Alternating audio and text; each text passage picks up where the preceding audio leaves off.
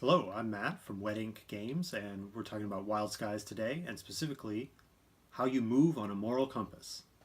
So, the moral compass, you can see the other video where we assembled Albert's moral compass, and today we're going to talk through some of the stuff about moving on it. So, the way you move is you acquire plot points. Plot points, very similar to experience points, but we call them plot points because we want to emphasize the storytelling nature of the game. Your plot points, you fill in the spots on the moral compass. They let you move from pip to pip on the moral compass. You get plot points every time you play a session. You'll get one plot point, guaranteed, because you're there, you're participating in the story. You get a plot point. At the end of the session, you'll take a vote with the rest of the other people. You know, who is the best, who is the standout, who deserves more plot points, who gets another one. So if you really stand out in a session, you might get 2 for that session.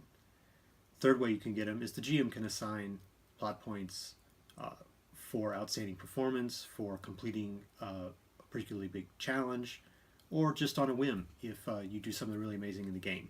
So there's 3 ways to get plot points. Alright, here we are looking at Albert's moral compass. It was all filled in and completed in the previous video.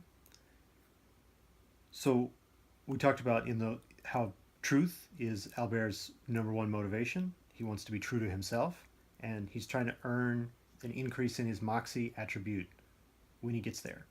So let's say over the course of a few sessions, he's earned 5 plot points.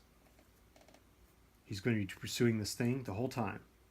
So you fill in these 3. Here's 4 and 5. Now 4, 7, and 10 are where you are what are called milestones. That's where you're actually going to get part of your reward. It's actually incremental, and the book explains each one of the rewards and how they break down.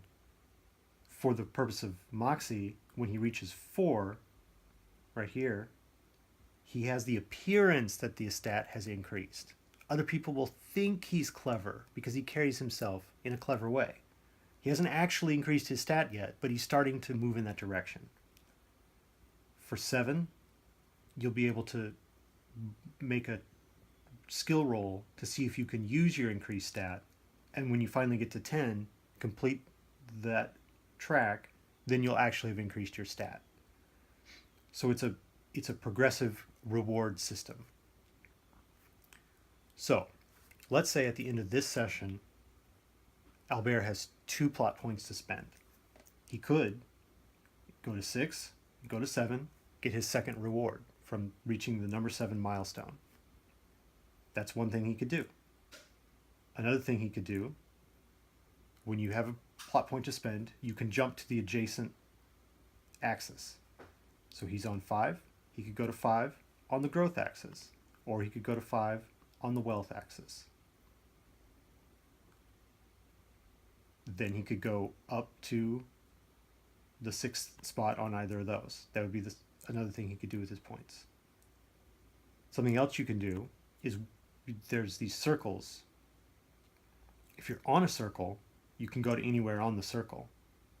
So at position 3, 6, and 9, right before you get to the reward, you have the option to go anywhere you want.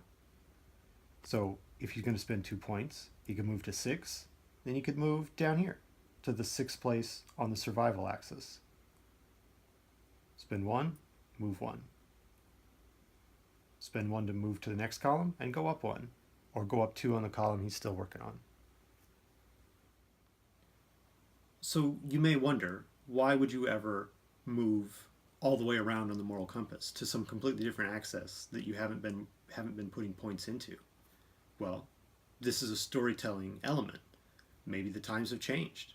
Maybe your pursuit of in Albert's case, the pursuit of truth, maybe that becomes irrelevant because he's got to survive now.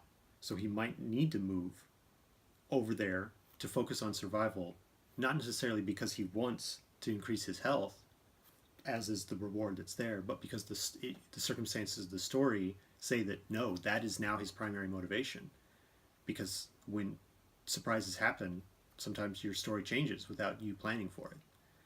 That's what it encourages you to do. It encourages you to think about the narrative of your story and the way your character moves through the world. So here we are looking at the moral compass, and Albert has his 2 points to spend. If maybe he's been discovered by his troupe, his acting troupe has been discovered by to be dealing in shady practices, and he's got to make a run from the German authorities. It's going to necessitate a change in his situation. So we're going to spend 1 point to move up to 6. He's on point 6. He's going to spend his other point, and now he's on this other axis. Surprise! Life's made some changes. He's now in a new direction. Alright, so now that Albert has moved over to this other axis, that's where he'll start from when he spends further plot points. You always move out from the middle of the compass, never back in. The fact that he hasn't earned the rewards, the earlier rewards, doesn't matter. Because from where he is now, at point 6, on the survival axis, if he moves to point 7, he'll get the partial reward for being there. It only matters where you move to at each stage when you spend your plot points. You'll get all the partial rewards. He can continue out to survival. Maybe he'll move to another column before then. It's up to him. Alright, well hopefully you've enjoyed this little walkthrough of moving on the moral compass. There are some other examples in the book on page 257 that should also add some additional clarity. Just want to thank you again for watching the video, and thanks for playing Wild Skies.